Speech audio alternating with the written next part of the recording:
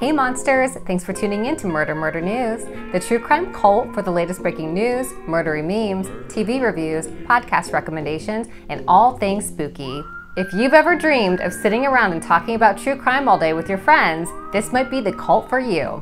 There will be baby goats, there will be chickens, and probably a Pomeranian with an underbite. I'm television's Aurora Katie. And I'm Angelina. Don't forget to like, comment, and subscribe, and this is the Week in True Crime. Murder, murder, news.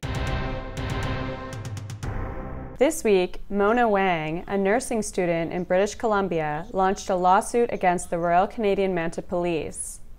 According to Mona, she was physically injured and emotionally scarred after an officer was dispatched to Mona's apartment for a wellness check in Kelowna, BC.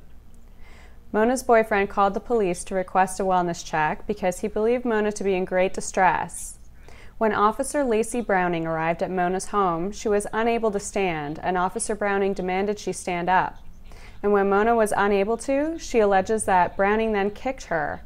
Security cameras caught what happened next, as Officer Browning dragged Mona across through the carpeted hallway of the apartment complex and across the lobby. Mona can be seen handcuffed in just a sports bra, being dragged as onlookers observe what's happening. Mona is not struggling, and when she attempts to lift her head, Officer Browning uses her foot to push her head down. The video is incredibly upsetting, and it's hard to imagine how anyone would believe this is an acceptable way to respond to a welfare check for a person who is in distress. 4 people have died in Canada since April, after the police have been called in for wellness or mental health checks, including Ijaz Chowdhury, Chantel Moore, Rodney Levi, and Dondre Campbell. With these deaths and the Black Lives Matter movement in the US, there has been much talk about defunding the police, a move that would move funding from poorly trained and poorly equipped police departments to other departments that are better prepared to handle and de-escalate situations such as Mona's. We are including some resources down below that explain what this concept really means and how alternatives to police services could work to create less deadly situations in wellness checks. Well, we are always the bearers of the worst news, so we wanted to share a little bit of a positive update on Chrystul Kizer's case. Crystul was released from jail on a $400,000 bond on Monday after spending almost 2 years in jail. If you're unfamiliar with Crystul's story, she was a 19-year-old survivor of sex trafficking who was charged with the death of pedophile Randall Villar. Crystul was 16 when she met Randall, who was 33 at the time. According to Crystul, Randall raped her and sold her to his friends repeatedly over the next year. Not only was Randall raping Crystul, but he was also assaulting about a dozen underage black girls. Police were called to Randall's house after a 15-year-old reported that he had drugged her, raped her, and was going to kill her. She then told police that Randall had been paying underage girls from back pages for sex and filming many of them. She also told the police the names of several of his other victims, including the name Crystul. Police searched the house and confiscated underwear, pajamas, and hard drives. Randall was arrested and released the same day without bail. Yes, the police arrested a child predator while holding physical evidence of his crimes and released him the very same day without bail. Our social justice system does not protect black girls, even when there is video evidence of the sexual crimes. It's pretty easy to imagine why Crystul felt she had no way to escape from Randall, and on June 5th, 2018, after he held her down and raped her, Crystul shot Randall in the head and burned down his house. Crystul's trial date has not yet been set, and she is awaiting a decision from the appeals court that will determine whether she qualifies for Wisconsin's affirmative defense law, which would argue that her crime was a direct result of trafficking. We are including a petition down below to drop all charges against Crystul. This week we're watching Long Shot on Netflix. Long Shot tells the story of Juan Catalan, who was wrongfully accused of the murder of 16-year-old Martha Puebla. Juan spent nearly 6 months in jail for Martha's murder and was facing the death penalty when he hired attorney Todd Melnick. Juan's alibi for Martha's murder had been that he was at a Dodgers game at the time of her death, and his attorney began an exhaustive search for witnesses and evidence that could put Juan at the game at the time of the murder. In a surprising twist, Larry David from Curb Your Enthusiasm is able to help prove Juan's innocence. Be sure to check out Long Shot, currently streaming on Netflix. Each week, we'll try to introduce you to a podcast that might be new for you. This week's favorite podcast is Suspiria. Let's take a look. We are so excited to have Stephanie and Carol with us from this week's favorite podcast, Suspiria. Suspiria sheds light on cases that go unnoticed by many, but that have imprinted in the memories of Latinos. Carol and Stephanie, thank you so much for joining us. How are you both doing today? Okay, we're doing good. I mean, I'm doing good. Are you? I'm doing. I wish I had a pool, but. You know, it's interesting because I feel the same way. I think everybody is. It's so hot right now. But I feel like on the scale of, like being able to contract corona, it's actually pretty low because if you go to the pool, then chlorine, like chlorine kills everything. So while I don't think it's a good idea to go to a pool, especially like a packed pool right now, I feel like maybe like a few people at a pool wouldn't be such a bad thing. Maybe just everybody in their own corner. Yeah, I'm not a doctor though, so maybe don't listen to me.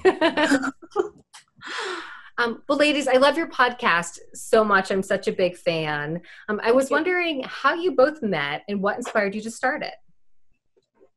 Well, I can talk about how we met, and then Steph can talk about how we started because it's her idea. So, so we met like when Facebook groups were like kind of all the rage for true crime podcasts a few years ago. I feel like now it's dying down a little bit, but anyways, we met on a last podcast on the left group, and I was there, and there were not that many Brazilians. And so I felt amazing just like talking about Brazil this, Brazil that. I was like the only person talking about anything, and I was like, I am the most knowledgeable person here. So I am Brazil. Yeah, it's me. It's me. And then Steph noticed me, and she got annoyed with my presence, sort of, which I didn't know until very recently, mind you. And she was like, this lady will not shut up about Brazil, etc. And then it was a thread about, like, where are you from? And then I came out of the woodwork, as always, Brazil, right? And Steph jumped in, like, oh, my God, I'm from Brazil, too. Look at that, blah, blah, blah. And we struck a conversation on private, like, DMs. And no joke, about 5 messages in, she was like, do you want to start a podcast? And then I said, yeah. About what? I said yes, and then I asked. And then I asked. So that's basically how I got in all this. Like, yeah. That's great. And Stephanie, did you know when you met her that this podcast had to be true crime, or how did that come up? Yeah, so I've been listening to true crime podcasts for a while, and I always submitted my little stories about crimes in Brazil and like other crimes in Latin America, and they never read my stories, and I was getting really mad at that. So I was like, okay, I'm going to start a true crime podcast about Brazil and Latin America.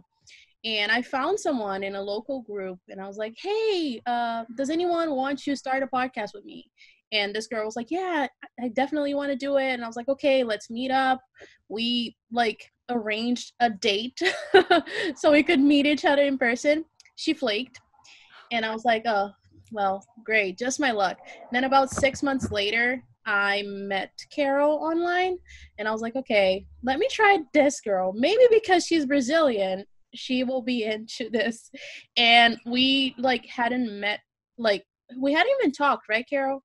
Up until the first episode. We had the first episode was like the first time we saw each other because we still haven't met. Yeah, we've never met in person. So wow, I never would have guessed from listening to your show that you had met that way because your chemistry seemed so good. I would have assumed you had been longtime friends. Yeah, from the get-go too. It was crazy.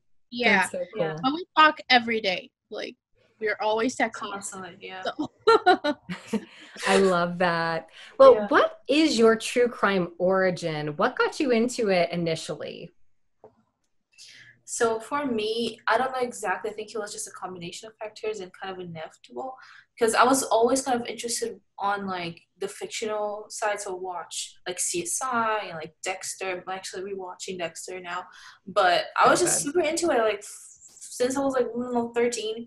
But I didn't like the like non-fictional shows and stuff. I guess I just didn't see anything that really grabbed my attention.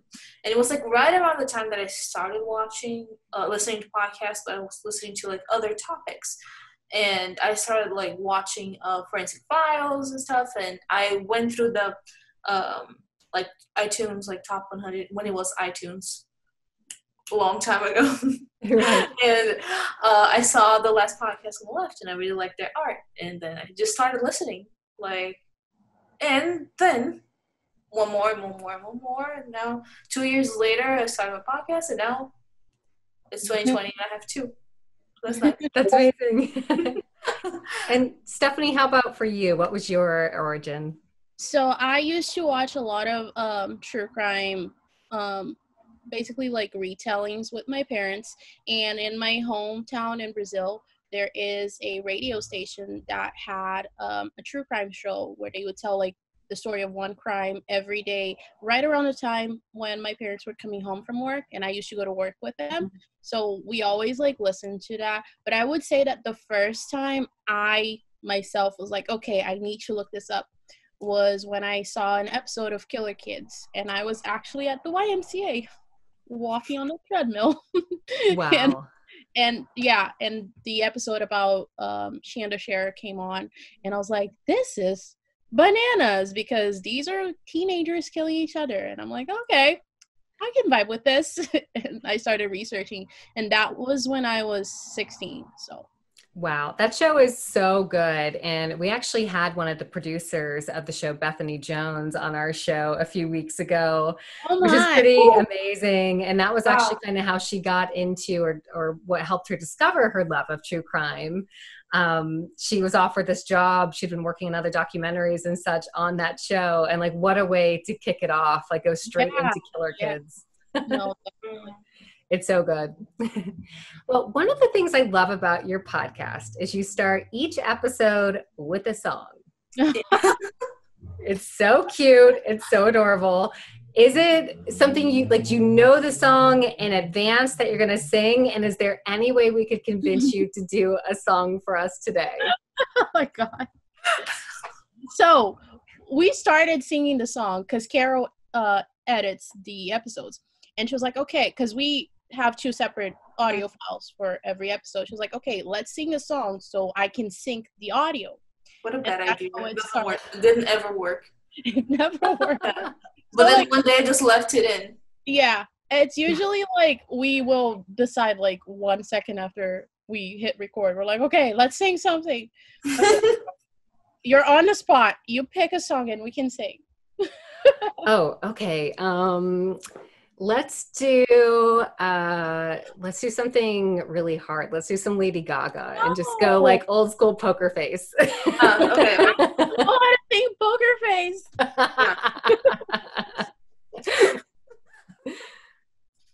Okay, Carol. Can't read mine. No, you can read my poker face. She's got me on your mind. Can't read mine. No, you can read my poker face. Yeah.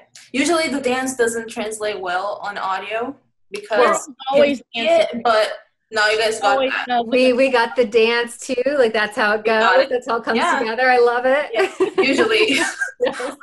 That's funny. We always dance too. But yeah. No, but now I the only thing that comes to my mind when I hear Poker Face is Michael pulling up It's Britney, bitch. Also a classic. I think you all did a Britney song recently.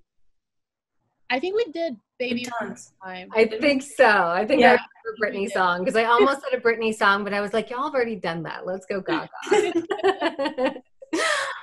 Well, you all have covered some really fantastic cases that I had personally not heard before. Out of all the cases you've covered so far, what has been your favorite case?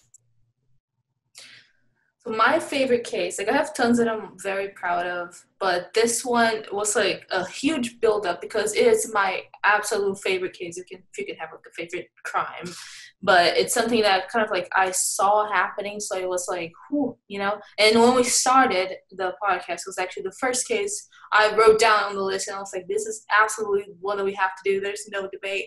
Was the first one. It's like the number one. That one is the case of the kidnapping and the death of Elwak Pimentel. which happened in like 2008, like in my hometown where I'm from. Actually, kind of far away from where I was, but that's not relevant. And it was like a 15-year-old that she was in a relationship with like a 20-something-year-old, and it went sour. They separated, and he didn't take the death really well. And so obviously, he just stormed in her apartment while she was like doing some like schoolwork with her friends, and kept her there for like a week with like another friend, and so many like twists and turns. But the long story short is the police got there within like a couple hours of when the crisis really started. And from the get-go, they're like negotiating with the guy, they're making progress, but the media gets there and they go absolutely bonkers, bananas, right? And so for a week, he kept her there for a week. The police was there, the media was there, they live streamed the whole thing back in 2008. That was not that common, right? And I just remember like going to school in the morning, watching the stuff, like everything going on, and coming back, and everything is exactly the same. Mm-hmm.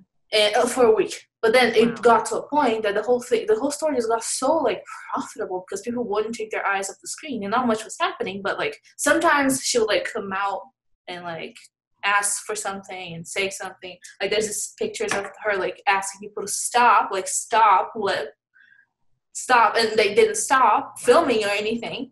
And it got to a point that like TV shows were calling the kidnapper, like in airing interviews, like it's as if like Ellen was like, all right, now for our next segment, let's talk to this kidnapper while he's with the 15-year-old. So yeah. Wow, how creepy. And the end of the story is tragic because the police like stormed in and gave him the chance to kill her and kill her friend. Like he shot both of them, and the friend survived.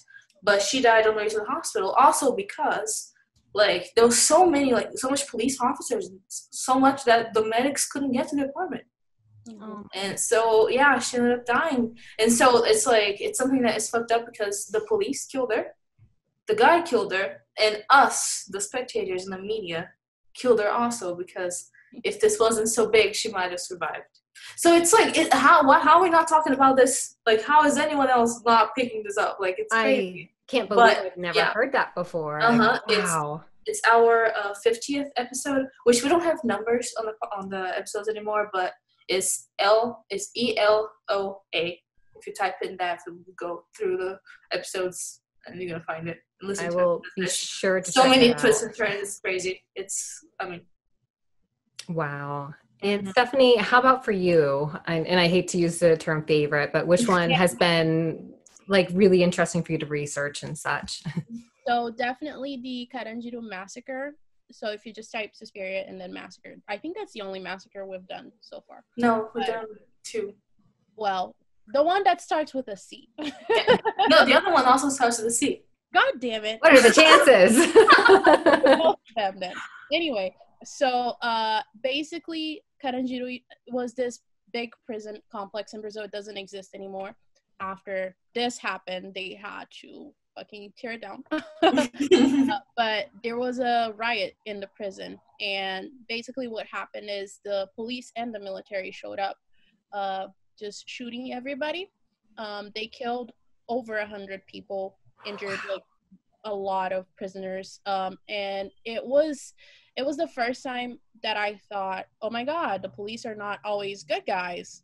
Because, you know, I have a lot of police officers in my family, and I always thought that they were, you know, upstanding citizens and stuff like that. I was like, can my uncle do something like that? It was really wild. And the worst part is the main building where they shot most people had like multiple levels. So they got through the first level. People were resisting, obviously, shot a bunch of people. But from the second level onwards, people were surrendering and they were still shooting. One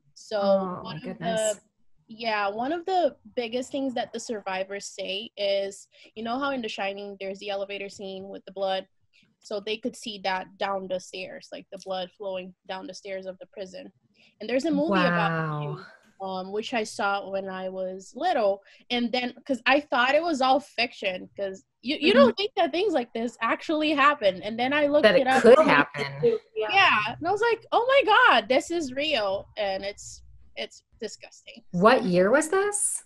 I think the massacre happened in 1993. Wow. Yeah. So pretty recently. Like, Yeah. wow, that's and the way it was, like, the prison was like in the middle of the city, so you could just like take the bus to the prison. And that happened, like, yeah, they had all around it, yeah. station right next to the prison. So, yeah.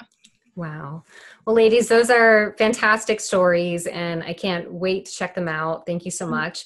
And please let our viewers know where they can find you on social media. Oh, we are on Twitter, Instagram, Facebook, but mainly Instagram. Is where we spend all day on Instagram. My favorite too. And we are like on Spotify, Apple Podcasts, all the distributors. You can find us there. Yeah. Type in Suspiria. At Suspiria podcast. So Yeah, at Suspiria podcast. That's right. I didn't say it, but yeah. Great.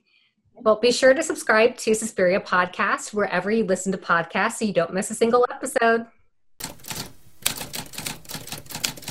This week on MURDERMURDER.NEWS, we interviewed Kelly Knight, professor of forensic science. When you think of a forensic scientist, your mind probably goes to shows like CSI or Forensic Files. Honestly, for a true crime enthusiast, the idea of speaking with someone who helps solve murder and rape cases is an absolute dream come true. We chatted with Kelly, who is a principal investigator at a university lab, about how she became interested in forensics and about how she hopes to one day solve a cold case using genetic genealogy. Check out our interview on MURDERMURDER.NEWS. We love reading your comments, so long as you're not an incel troll, and we wanted to thank April Newly Me for mentioning that her heart breaks for Toyin and she doesn't understand why bad things happen to good people. We'd also like to thank Catherine Mogamu for commenting that Toyan's case has even been big in the UK. Thanks so much for tuning into This Week in True Crime with Murder Murder News. If you haven't already, hit the subscribe button below, give us a thumbs up, and tell all of your true crime friends. If you just can't get enough true crime, join our commune at MURDERMURDER.NEWS for our monster book club and cold case solving groups. And don't forget to follow us on Instagram, Twitter, and Facebook. See you next week. Murder, murder.